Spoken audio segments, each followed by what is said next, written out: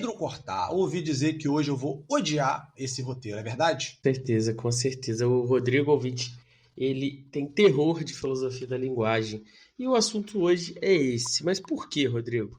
Eu estava lá dando minhas aulas e tem uma aluna muito animada, sempre muito atenta, gosta de filosofia, e eu notei que essa aluna estava meio borocochô. Então aí quando acabou a aula, chamei ela no cantinho ali no corredor, falei assim, o que que foi, o que aconteceu e tal. Eu percebi nas semanas anteriores que ela estava ainda mais felizinha, Rodrigo, porque ela estava amando, né? E você sabe o que o amor faz no coração de uma pessoa, né? Leva a pessoa. E aí eu fiquei surpreso quando ela me contou que ela tinha começado a ficar com o peguete lá com o menino que ela queria e estava indo tudo bem. Até que depois de algumas semanas ela decidiu falar que amava ele. Aí eu fiquei feliz por ela, né? Pensei assim, que ótimo. Só que aí eu lembrei que ela tava triste e eu falei, pô, se ela tá triste quer dizer que ele fez alguma coisa errada, né, Rodrigo? Pensei Ou, logo na numa verdade, ela traição, um falou isso negócio. daí cedo demais, né? Pois é, por que que ela talvez tenha falado cedo demais? Porque a resposta dele foi eu também. E ela não gostou disso, Rodrigo. Ela ficou indignada porque ele Hum, falou simplesmente eu também. Só é, que isso me fez pensar nas nossas queridas aulas do Ronaldo, você deve se lembrar muito bem, com e certeza. nos terríveis estudos dirigidos dele, e todo esse problema aí da filosofia da linguagem. Exatamente, grande Ronaldo, né? Então, ele sempre fazia esse questionamento, né, Pedro? Será que a gente pode usar palavras diferentes para designar ou significar a mesma coisa? Como que é formado esse sentido das palavras que a gente usa? As palavras elas significam exatamente a mesma coisa para o ouvinte, para aquele que está falando? E como que se dá essa transmissão desse significado? Então, são os problemas da filosofia da linguagem, né, que eu tanto amo. E esse que tá aí falando é o homem que não tem nem sentido nem referência, Rodrigo R. de Carvalho. Eu sou Pedro Cortá, não jogo jogos de linguagem e vai começar mais um Não Precisa Copiar.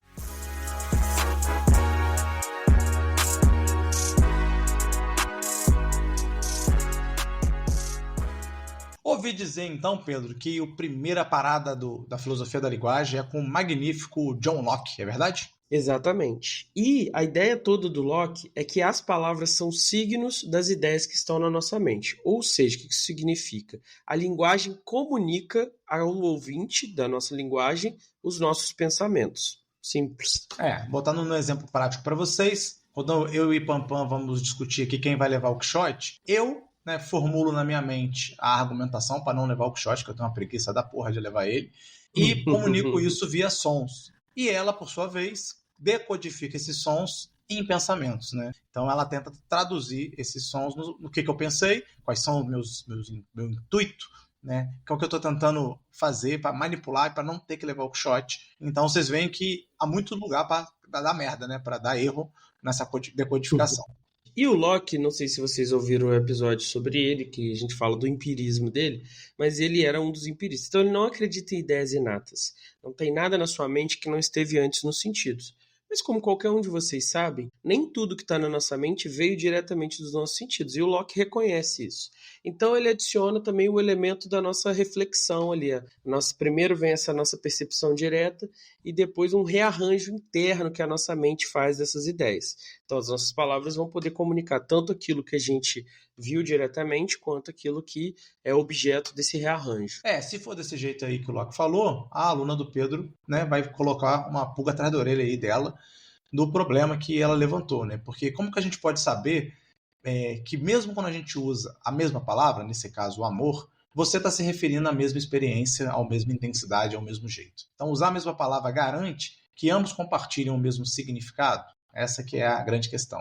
Você pode pensar que o que ela codifica e formula é diferente daquilo que você descodifica na sua mente, né? Ela fala um negócio que na cabeça dela é uma coisa e na sua é outro. Um exemplo disso é o que é amor, né? Então você pode estar num relacionamento e você ser uma pessoa assim que não fala eu te amo, por exemplo. E a linguagem do amor sua é atos de serviço, Rodrigo. O que é atos de serviço? Você vai lá e faz um sanduíche para a pessoa, faz uma massagem, mas você não fica ali de frufru, de eu te amo, dando carinho e tal. Você gosta de fazer coisas para a pessoa, comprar um negócio e ir ali fazer um favor para ela, coisas assim. Já a outra pessoa não, ela quer falar que ama, se você não falar que ama, se você não der um beijinho de sair, temos um problema aí, porque aí essas duas pessoas, quando elas falam ele não me ama ou ela não me ama, eles estão falando de coisas diferentes. Ela não me ama por quê? Porque ela não faz nada por mim, ela só fala coisas e segue a vida. Já ele não me ama por quê? Porque ele nunca diz que me ama. Ele faz várias coisas, mas ele nunca olha nos meus olhos e diz que me ama. Ou seja, essas pessoas estão decodificando coisas diferentes, certo? Certo. Se vocês lembrarem aí do nosso episódio sobre amor, né, que tá aí, vocês podem conferir, vamos listar ele. A gente falou de eros, filia e ágape, e um mesmo ato, de repente, você pode ter tanto em eros quanto filia quanto ágape. Então, o sentido do ato vai ser completamente distinto de eros, filia e ágape, mas o ato em si vai ser o mesmo. Então, você pode ter esse problema de interpretação deste ato, achar que a pessoa está apaixonada por você, mas ela só acha você um brother, um amigo, o que é muito comum também, né, Exato. acontecer. E a gente vê muito em escola, né? Bom, esse tipo de ambiguidade gerava um problema filosófico para o filósofo e matemático Frege. Ele tem outro nome, mas eu não me arrisco a pronunciar, não. Se vocês quiserem, vocês procuram na internet aí. E eu acho que é relevante a gente citar o Frege, Rodrigo, porque se o Locke coloca o parceiro da minha aluna em maus lençóis, o Frege talvez ajude ele. O que o Frege vai fazer, então? Ele vai se inspirar na linguagem matemática, né? Então, ele vai falar o seguinte: numa expressão perfeita, cada significado vai ter um único símbolo, o que vai tornar impossível essa confusão infernal de interpretações das palavras. Qual que é o problema? Na linguagem comum, isso não vai acontecer, né? Quase nunca vai acontecer. E por isso as confusões acabam ocorrendo. Então, vai lá, Pedrão, dá um exemplo aí. Bom, quando eu era criança, tinha aqui na rua uma quitanda que tinha um açouguezinho. E o negócio de bairro mesmo. E lá tinha o Peçanha, né, Rodrigo? Que era o açougueiro. Conhecia todo mundo, então você tinha aquele negócio de anotar. Não sei se lá no Rio, onde você viveu, Rodrigo, tinha isso. Caderneta. Você vai lá na quitanda, você anota e tal. Aí minha mãe um dia estava fazendo almoço, ela falou para eu ir no Peçanha buscar meio quilo de carne moída, carne de boi. Aí eu levantei, né? Eu sou um rapaz obediente, era criança, fui pela rua, cheguei lá, falei que eu queria carne de boi. Aí o Peçanha virou pra mim, Rodrigo, falou assim: você quer patinho? Aí eu falei: não, eu quero carne de boi. Minha mãe pediu carne de boi. Aí ele riu e falou que normalmente ela leva patinho. Aí eu achei que ele tava tirando uma com a minha cara, porque ele começou a rir, e o pessoal começou todo mundo a rir. Eu fiquei puto, virei e voltei pra casa, batendo o pé, que o Peçanha não queria vender carne de boi. Cheguei aqui, contei pra minha mãe, tomei aquele esporro e voltei lá pra comprar o raio do patinho. Então é esse tipo de coisa que acontece na linguagem comum. Você pode ter palavras que designam coisas completamente diferentes, mas elas parecem ou são similares. Você vai ter que ver o contexto, né, para diferenciar. É igual manga de Ou camisa no meu e manga caso, fruta, né? Se eu falar que eu tô comendo uma manga, ninguém vai imaginar que eu tô mordendo a manga da minha camisa, porque o contexto resolve mas esse problema. dependendo da situação, se for uma criança, pode ser que não. Então, para explicar por que ocorrem essas confusões, né, o Frege vai diferenciar os conceitos de sentido e referência. E só para ficar claro para o ouvinte, o Frege é o único que eu gosto, tá? Na filosofia da linguagem, porque o cara é claro e distinto. Então, a referência é o objeto que a gente está designando com o signo. Designando pode ser uma palavra difícil de ilustrar, mas imagina que eu estou apontando, né? Então, a referência é isso, é o objeto que a palavra está apontando no mundo aí que existe. Já o sentido é a forma como esse objeto é visto ou concebido. O exemplo clássico aí do nosso magnífico Ronaldo, né, professor nosso de lógica e de filosofia da linguagem, é o exemplo do planeta Vênus, né? No céu, Vênus, a olho nu, aparece como um ponto brilhante, bem similar a uma estrela. Só que por causa dos movimentos de órbita do planeta, quando as pessoas não tinham telescópios, elas não achavam que Vênus era um planeta. Elas viam uma estrela brilhando de um lado do Sol numa determinada época do ano e do outro lado outra estrela brilhando. Então elas achavam que se tratavam de duas estrelas. Então uma dessas estrelas, né, estrelas entre aspas, as aspas voadoras do Pedro aí, surgia antes do amanhecer, e outra que se punha após o pôr do sol. Os gregos, por exemplo, chamavam ela de Fósforo e Héspero, já os romanos chamavam de Vésper e Lúcifer. Então, diferentes culturas davam nomes diferentes para esses dois fenômenos que eles tinham, que eram essas duas estrelas. Tá bom, mas o que tem o Frege com isso? O que isso aí ajuda a gente a entender o grande Frege? E o sentido e referência? Bom, o que o Frege vai colocar aqui? Estrela d'alva, né, que é o nome brasileiro dela, e estrela vespertina são duas formas, como elas vão ser chamadas, de apresentar o mesmo referente. Então lembra que eu falei, sentido e referência. O referente, no caso, é o planeta Vênus. E o sentido é estrela d'alva, estrela vespertina. Ou seja, sentidos diferentes e um só referente. Então, o referente de uma palavra é o objeto real ou a entidade no mundo ao qual essa palavra diz respeito. Exatamente. Então, a minha aluna, ela pode continuar o relacionamento dela, Rodrigo. Por quê? Porque quando ela diz eu te amo e ele diz eu também, eles têm dois sentidos para o mesmo referente, que é o relacionamento amoroso deles, que está ali frutífero, né? Crescendo e coisa e tal. Ela não precisa se preocupar. Resumindo, Vésper e Lúcifer. As duas coisas são o planeta Vênus. Então, eu te amo e eu também se referencia ao mesmo objeto, amor. Exatamente. Isso não vai convencer ela, não, pelo que eu conheço dos adolescentes. Só que pode se convencer, ela pode salvar o relacionamento do meu aluno, mas criou um problema filosófico, Rodrigo.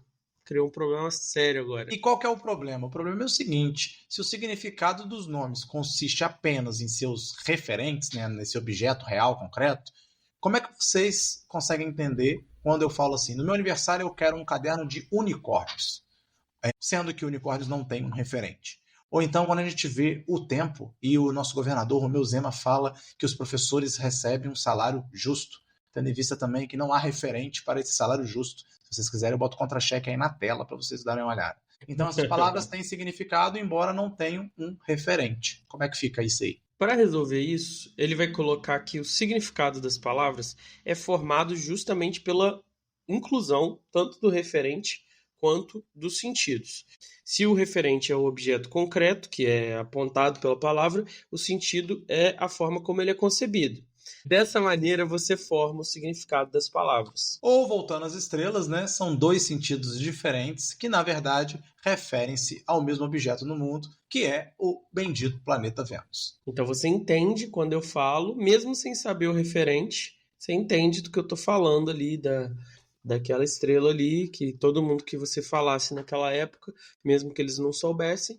E aí, quando essa informação ficou disponível, você podia melhorar a sua compreensão, né?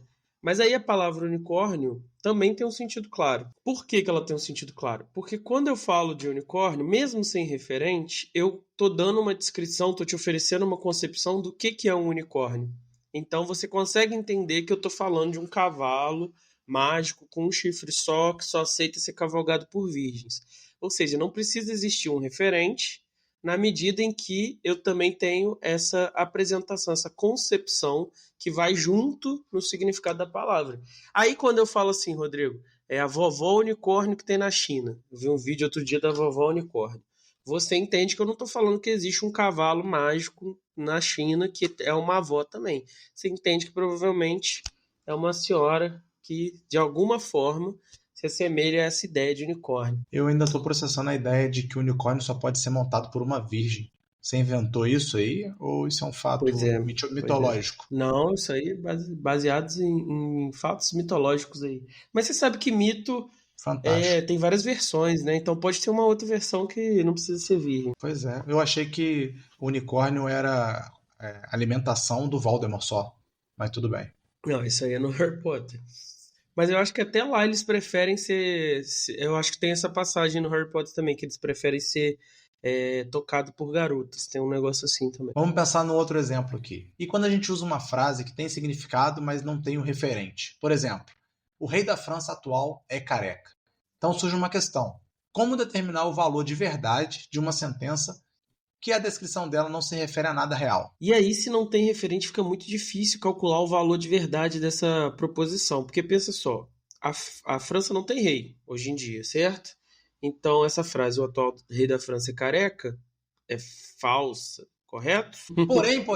Porém, se você falar que essa frase ela é falsa, você gera um outro problema. Qual o problema? Porque eu estaria afirmando que o rei da França atual não é careca. Então isso implica que há um rei da França e ele tem cabelo, pelo menos mais cabelo que o Pedro, para poder ser chamado de não careca. Exatamente. Ou seja, o Frege salvou o nosso relacionamento aqui, hipotético, baseado em fatos reais, e criou um problema lógico. Aí você me diz, Rodrigo, o que vale mais, salvar a lógica ou relacionamentos? Relacionamento de adolescente, né? Porque relacionamento de adolescente sempre dá merda, então se a gente puder salvar um ou outro... Para resolver esse problema, a gente vai consultar dois outros grandes especialistas da filosofia da linguagem, que são Bertrand Russell e o Wittgenstein. E aí a gente vai voltar neles nos próximos blocos.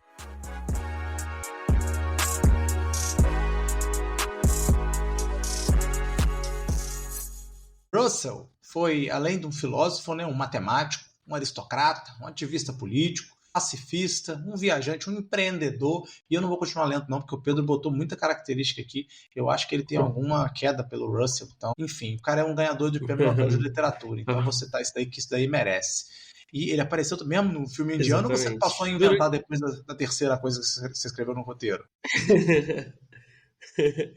Primeiro, o Russell, além de um grande intelectual que perseguiu a verdade, né, a gente já falou dele aqui no programa sobre os mandamentos do filósofo, né, do pensador livre, ele, em certo momento da vida, começou a ficar se questionando sobre conflitos humanos, né, porque primeiro ele achava que o maior valor para os seres humanos do nosso tempo era o dinheiro, mas aí ele percebeu que as pessoas amavam a destruição mais do que dinheiro. Então, ele começou, por isso essa trajetória aí que o Rodrigo se recusou a destacar, ele começou a trabalhar também não só na busca da verdade, mas a se colocar, né, nas questões políticas aí em relação a isso. E aparentemente o Russell viu essa destruição de perto, né, Pedro? Aparentemente ele lutou toda a vida contra as guerras, mas acabou presenciando essas guerras e em 2 ocasiões ele teve que ir até para a prisão por conta disso. A primeira vez ele foi preso por 6 meses por protestar contra a obrigação do alistamento de jovens na Primeira Guerra Mundial. Ele não entendia então como é que algumas pessoas preferiam morrer, né, do que pensar. O filósofo aproveitou esse tempo da prisão para escrever uma de suas obras de lógica. Você vê aí, né, já é o 3º ou 4º episódio que a gente cita gente que gosta de publicar na cadeia. Então, é isso aí. Exatamente. E essa não era nem a última vez que ele ia para a cadeia, como o Rodrigo falou, porque depois, muito mais velho, já com 89 anos, ele começou a liderar protestos contra, né, a corrida armamentista nuclear. E isso levou ele para a cadeia uma segunda vez. Durante a Guerra do Vietnã, o Russell presidiu o Tribunal Internacional que julgou os crimes de guerra perpetrados pelo Exército dos Estados Unidos. Ele lutou intensamente pela paz mundial e foi um referencial para toda uma geração de jovens que o seguiram. Você vê que ele peitou os Estados Unidos e ele não era um pacifista ingênuo, não. Por exemplo, no caso da Segunda Guerra Mundial, ele defendeu, né, a opção armada como uma solução contra essa grande ameaça aí à vida, à liberdade e à democracia, porque ele era não só um lógico, né, mas também um filósofo liberal. E o nosso segundo especialista aí que vai ajudar a gente a resolver esse problema, ou não, né, Rodrigo? Como quem conhece não precisa copiar, sabe? É o Wittgenstein.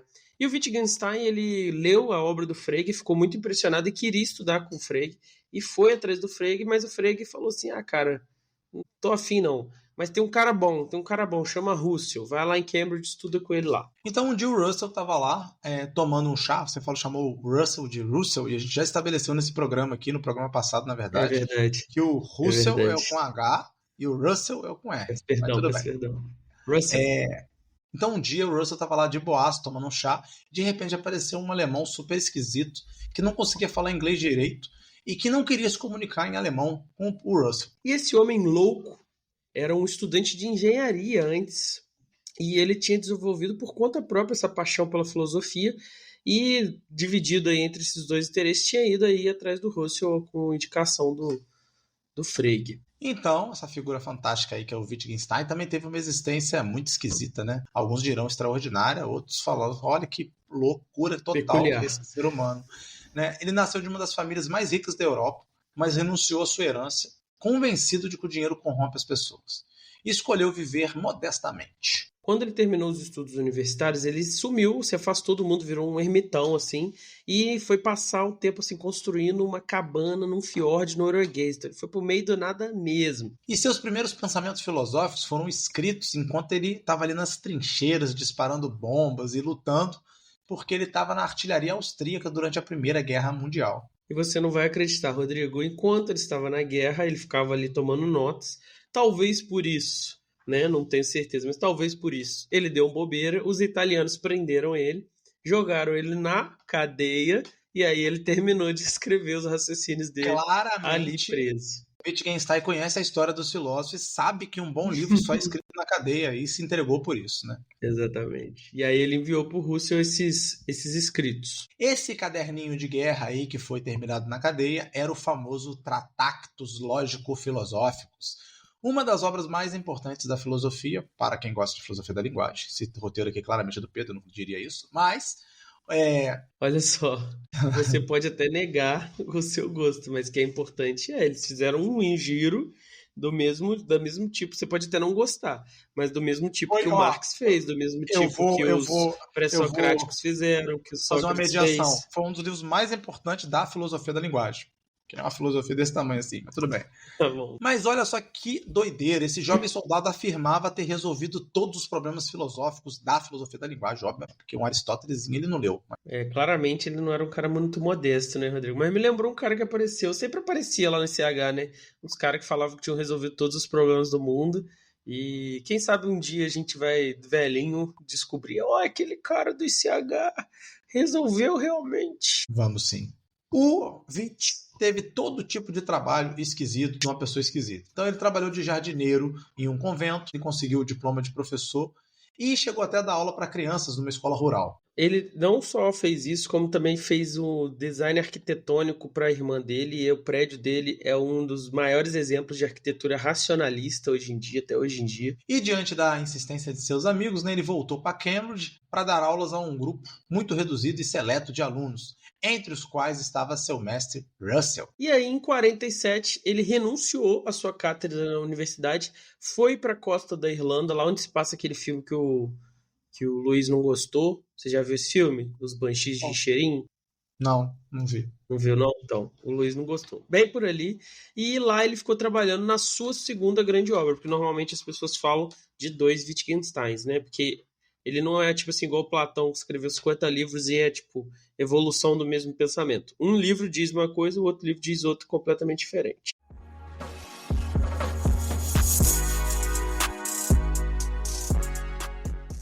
Feitas as devidas apresentações, vamos agora nos perguntar o que o Russell poderia dizer aqui nessa situação da minha aluna. Quando a minha aluna disse eu te amo e o Peguete respondeu eu também. O que estava rolando ali? Então, segundo aí o filósofo inglês, né, ele estudou a estrutura lógica da nossa linguagem e verificou que ela é idêntica à estrutura do mundo. Ou seja, a linguagem é um espelho pelo qual os seres humanos podem refletir o mundo. Cada nome que você usa tem como referente um objeto particular e cada predicado uma propriedade. Ao contrário do Frege, o Russell vai estabelecer que o significado dos nomes é apenas o seu referente. Então, quando você fala de alguma coisa, você está descrevendo fatos sobre o mundo, só. Se sua descrição tiver como referente um fato, é verdadeira. Caso contrário, ela é falsa. Simples assim. Ou seja, o atual rei da França. Se essa é a frase que você quer dizer. E não existe um referente, ou seja, não existe um rei da França. E você pode dizer o que você quiser sobre ele. Você pode dizer que ele é careca, gordo, alto, baixo. Se não existe um atual rei da França, essa afirmação é falsa.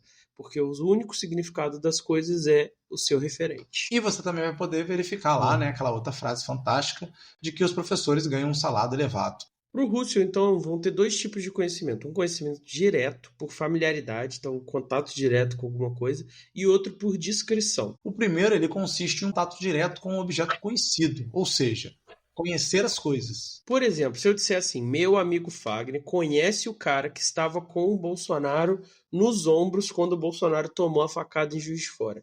O que eu estou dizendo é que o Fagner teve um contato direto, familiar, com esse outro indivíduo que estava com o Bolsonaro na nuca. Como você pode deduzir, né, esse tipo de saber requer dados fornecidos pelos sentidos. Ou seja, é preciso que o Fagner tenha estado diante do indivíduo que fisicamente teve a virilha de Bolsonaro em sua nuca. Já o conhecimento por descrição, ele ocorre quando a gente não sabe de algo diretamente, mas indiretamente por meio de algum tipo de definição, descrição que foi dada a gente. Então, no caso desse tipo de conhecimento, a pessoa não está em contato direto com o objeto de conhecimento, mas obtém informações sobre ele através de uma fonte. Essa fonte pode ser o testemunho de outra pessoa, pode ser um livro, pode ser uma dedução lógica, simplesmente basta que não seja o contato direto com esse objeto. Então, se eu disser que meu amigo Fagner sabe que o Bolsonaro foi presidente, não estou dizendo que ele conhece pessoalmente esse político brasileiro, mas que o Fagner sabe que essa parte da afirmação é verdadeira. E agora, nesse momento, Rodrigo, a nossa aluna deve estar assim: meu Deus, eu só queria saber se meu ficante me ama e eu tô aqui vendo sobre a virilha do Bolsonaro. Tá tudo bem? Tá tudo bem? Não está nada bem. É complicado, né? Mas na linguagem comum, o significado de uma palavra é o conhecimento direto do objeto ao qual se faz referência. Ou seja, os dados sensoriais passados, as vivências que você teve desse objeto e que é conservada na memória. Então, por exemplo, quando você falar assim para mim, dobradinha, isso significa que eu vou estar pensando que essa palavra é todas as memórias que eu tenho desse prato maravilhoso que o Rodrigo fazia com certa frequência na época que a gente estava na graduação. Mas dobradinha você não comeu só na minha casa, né? Então, se você pedir dobradinha em outro lugar aqui em Juiz de Fora, você vai ver que é um prato talvez bastante diferente, apesar de levar o mesmo nome e ter o mesmo ingrediente principal. Isso pode ser até um pouco pior, porque as duas pessoas comendo a mesma dobradinha, uma pode achar que ela tá sem sal, outra achar que ela tá na medida certa, outra achar que ela tá muito salgada. Então, isso, mesmo essa experiência pode variar um pouco. Inclusive, eu tenho uma tia, né, Marisa, que ela viu na infância uma galinha morrer enforcada na cerca e ela nunca mais conseguiu comer frango. Bom, se a dobradinha fosse feita de frango aí, ao falar dobradinha, ela ia se recordar desse trauma. Então, às vezes, o trauma também, as palavras carregam o trauma infantil das pessoas. Até hoje ela não come frango. E a conclusão que o Russell vai chegar é justamente essa. O termo dobradinha não significa o mesmo para as pessoas, porque elas vão ter experiências e memórias diferentes que estão ligadas àquele termo. Então as palavras representam as percepções do falante, que podem ser diferentes das do ouvinte, que é isso que o Pedro está falando para a gente. Então nossa linguagem comum ela é extremamente ambígua, esse que é o grande problema, e pode ser entendida de várias maneiras ou admitir diferentes interpretações. Consequentemente, dar origem a dúvidas, incertezas e confusões. Resumindo, a linguagem é uma bosta para se comunicar. Quando a gente está tentando comunicar, a gente tem que meio que jogar com essa ambiguidade. Então, algumas coisas vão bater, outras coisas não, e os falantes e os ouvintes vão ficar ali meio que batendo cabeça, entendeu?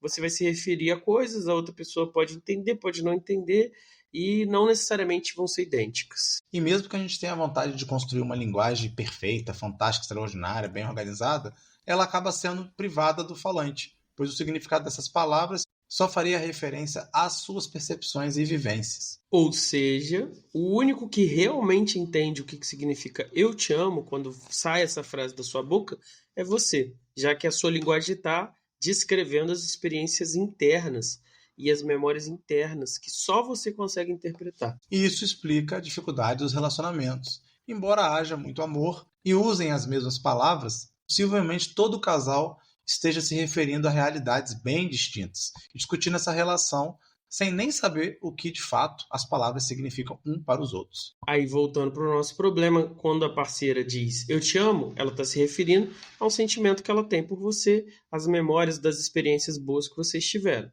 Só que aí, sendo justos, né, diante desse paradigma, você não deveria dizer eu também, se você tivesse ciência do que o Russell está falando, que as palavras só têm significado se elas têm um referente.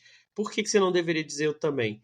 Porque você não sabe se eu também significa a mesma coisa para ela do que para você, que é o caso aqui, né? O menino acha que eu também significa eu te amo, e para ela é uma segunda classe. Ele está dizendo que me ama, mas ele não ama o suficiente para dizer que eu te amo. Tem outro problema também, não né? É que tá errado, mas ele não deveria ter feito isso. Tem outro problema também, né? Ele não sabe qual é a qualidade, o tempero desse amor que ela sente por ele para dizer que ele sente exatamente a mesma coisa, né? Então a gente poderia colocar esse subproblema dentro do problema.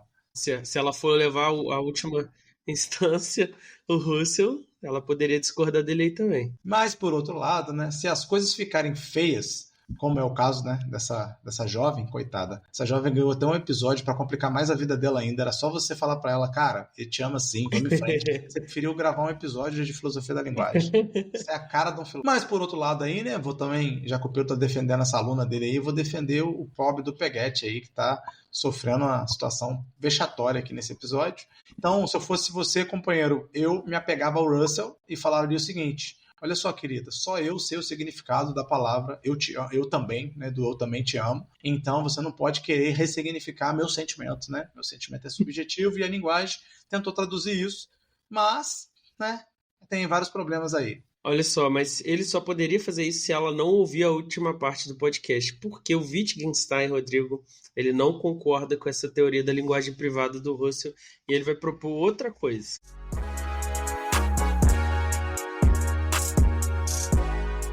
Então, o que o Wittgenstein vai falar e vai dar as armas aí para a aluna do Pedro de novo continuar essa treta?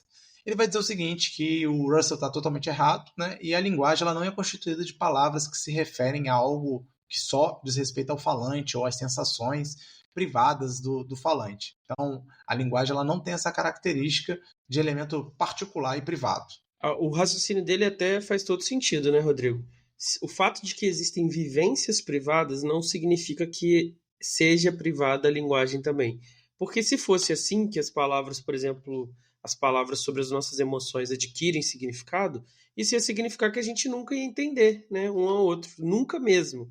E por mais que existam problemas em relacionamentos, e todo mundo que esteve no relacionamento sabe que você fala uma coisa e a pessoa não te entende, muitas vezes, ainda existe todo um cenário de coisas que ela te entende sim, né? Que você sabe muito bem que você está errado, está certo, que você compreendeu ou não compreendeu. Tem essas coisas aí que não bate, mas tem outras coisas que batem perfeitamente. O ponto é que isso não se estende à linguagem, né? Então, vou dar um exemplo aqui, o nome das emoções. Então, eu falo que eu tô com raiva, ou que eu tô cansado, ou que eu tô frustrado, e todo mundo entende o que eu quis dizer com isso, demonstrando que existe um caráter de universalidade nesse tipo de comunicação. Então, se fosse totalmente privativo, seria impossível as pessoas se entenderem minimamente quando a gente está falando de emoções humanas, só para ficar em um exemplo, né? E aí o Wittgenstein vai propor, então, que na verdade a linguagem funciona como um pincel. Falar, escrever é pintar usando as palavras. E aí você explica a linguagem com que ficou convencionada a chamar de teoria pictórica do significado. Nossas palavras, então, são representações das coisas do mundo. Assim como uma fotografia representa uma pessoa, ou um mapa representa um território, ou então uma partitura representa uma melodia. Então você olha lá o mapa, você não vê lá o mapa de Além Paraíba e fala que isso aqui é Além Paraíba, mas você sabe que ali tem coisas que estão em Além Paraíba, que você pode seguir em Além Paraíba. Você pode até, por exemplo, ver uma foto, né? Pegar uma foto de uma pessoa que você ama, cuspir nessa foto, rasgar essa foto. Você pode até ficar ofendido, né? Sentir desrespeitada a sua pessoa que você ama. Mas você não acredita realmente que aquela é a pessoa. Você sabe que você está ofendido não porque eu rasguei a foto, mas porque a foto representa a pessoa que você respeita, ama e admira. Então é essa relação que as palavras têm com o mundo. A representação ela é uma realidade que substitui, certo? Ela substitui e reflete a outra realidade. Isso ficou muito claro, Rodrigo, naquela pintura do Magritte. Se a gente tinha que pedir a Cissa para fazer uma participação especial aqui, né? Snow no pub, alguma coisa assim. Que isso não é um cachimbo. Ele pintou um cachimbão e escreveu embaixo. Isso não é um cachimbo. É verdade, não é um cachimbo. Essa relação de olhar para a coisa e falar assim, isso aqui é um cachimbo, aquilo é uma representação de um cachimbo. O Rodrigo vai colocar em algum canto aí agora a pintura, né, Rodrigo? Bom. Dessa maneira, o que a gente tem então, Rodrigo? A realidade é a modelo do pintor. Simples assim. Você está lá pintando e a realidade é a sua modelo. E essa ideia ela surgiu, né, para o Wittgenstein quando ele estava num consultório, esperando uma consulta, abriu o jornal e viu que os tribunais de justiça de Paris eles estavam usando carros de brinquedo para representar como havia ocorrido um acidente de trânsito. E aí ele viu aquela maquete, né? Aquela ideia da maquete e falou assim, pô, a linguagem é exatamente assim. Isso. Ela é uma maquete que representa, né, o objeto, as coisas. E aí, como isso funciona? Ele entendeu que o seguinte, a estrutura lógica da linguagem e a estrutura lógica do mundo são a mesma. Então, tendo essa ponte, que é a estrutura lógica, você consegue atravessar, certo? Então, essa ausência de estrutura lógica termina com a falta de significado. Por exemplo, no caso das pinturas abstratas do Pollock. E nisso, o Wittgenstein é categórico. Não é à toa que ele termina o livro, Rodrigo, dizendo assim, ó, sobre o que não se pode falar, deve-se calar. Então, ou a coisa tem um correspondente ali que possa ser representado, uma estrutura lógica que possa ser comparada, ou já era. Então, o que a aluna do Pedro fez quando disse eu te amo, né, pro seu amado? ela pintou com palavras o seu amor por ele. E o que o Peguete fez quando ele respondeu eu também? Ele tentou esculpir com os sons que ele emitiu pelas suas cordas vocais, essa escultura que representasse o amor que está ocorrendo no interior dele. Lindo! Só que temos um problema, né, Rodrigo? Se a pintura não ficou boa, a culpa é do pintor, correto? E aí, se ela não gostou, né, da pintura, o que ela vai ter que fazer? Romper, né, com essa arte pós-moderna e sair fora desse relacionamento. Você gostou, Rodrigo, da teoria pictórica? Ficou bom para você? Gosto não. Filosofia da linguagem tinha que ter começado e morrido em Freire, na minha opinião. Se você não gostou, Rodrigo, então se prepara que tem o segundo Wittgenstein agora. Não é possível. Você tá brincando comigo que vai ter mais Wittgenstein.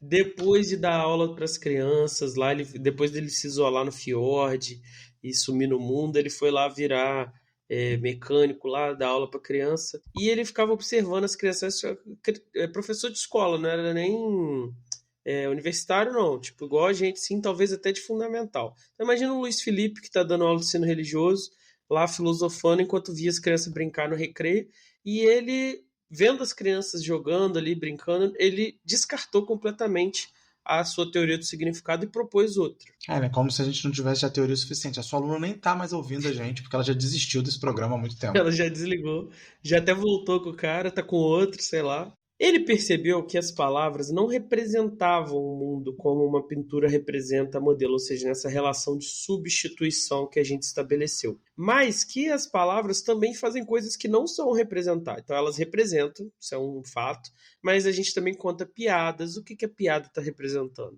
A gente também faz ironias, faz sarcasmos. O que isso está representando? A gente reza com palavras, Rodrigo. A gente ora, tem pessoas que conversam com Deus, tem pessoas que fazem uma reza para meditar. A gente mente. O que isso está representando, Rodrigo? Se a gente está mentindo, a gente conta histórias que não são reais. A gente conta histórias que a gente não sabe se são reais. Então a gente tem uma gama de funções da linguagem que não estão ali contempladas em representação. Então, o que o Wittgenstein entendeu é que as palavras elas são um tipo de ferramenta, né, numa oficina. Você só sabe seu significado quando você conhece os tipos de uso dessas ferramentas. A essência, então, da linguagem não é a estrutura lógica, mas a função. A linguagem é como um martelo. Eu sei que ele funciona quando eu dou uma martelada e o prego entra na madeira. Então, a nova imagem que o Wittgenstein vai usar para explicar, né, essa nova proposta de filosofia da linguagem dele vai ser a ideia do jogo. Ele vai definir o seguinte, como é que a gente entende um jogo? Quando a gente entende as regras e aprende a usar essas regras. Não, ele vai comparar as palavras às peças de xadrez. O peão, por exemplo, ele não é definido pelo material de que ele é feito. O peão, por exemplo, ele não é definido pelo material de que ele é feito, não é definido pelo seu tamanho, pela sua cor, mas pelas regras de uso e pelos movimentos possíveis de um peão. O mesmo acontece com as palavras. Só que se o Wittgenstein trabalhou em escola, Rodrigo, igual a gente trabalha, ele sabe que peça de jogo some. Então, o que você pode tirar disso? Uma vez eu estava lá com uns alunos num sábado letivo, deram pra gente um tabuleiro de xadrez faltando peça, e aí a gente inventou outro jogo. A gente começou a pegar as peças, criamos as regrinhas lá, era meio que um RPG com pecinhas de xadrez, e começamos a jogar outro jogo, nada a ver com xadrez, no tabuleiro de xadrez, usando as peças que tinham sobrado do xadrez. Então, o que o Wittgenstein percebeu? Como o uso é a essência dessa linguagem, a gente pode inventar um novo uso, né? A gente tem esse poder criativo de dar novas formas e novos significados para palavras de maneira completamente diferentes. Então, entender o significado de uma expressão linguística implica em compreender isso aí que o Pedro está falando, né? Que jogo que a gente está jogando. Exatamente. E aí, Rodrigo, se acabaram de dizer para você, eu também, você tem que se perguntar isso. Que jogo é esse? Esse é o jogo do amor, esse é o jogo do deboche, esse é o jogo do sarcasmo, do carinho, esse é o jogo do medo de você. Se você compreender o jogo que está sendo jogado, aí você mete um beijão na boca. Dependendo do jogo, você dá um pé na bunda da pessoa. Fica aí a dica para sua aluna, que isso aí não ajudou ela em nada, não resolveu nada a vida dela, complicou muito ela entender o que esse eu te amo quis dizer. Eu vou te falar um bagulho, a melhor coisa que você faz é esquecer esse eu também e continuar o jogo sendo jogado aí, pronto.